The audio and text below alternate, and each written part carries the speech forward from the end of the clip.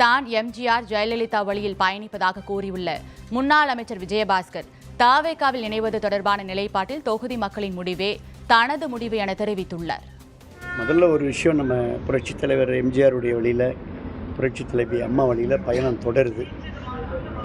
அதே நேரத்தில் எனக்கு முக்கியம் என்பது என்னுடைய தொகுதி மக்கள். அதான் என்னுடைய ஃபஸ்ட்டு ப்ரையாரிட்டி.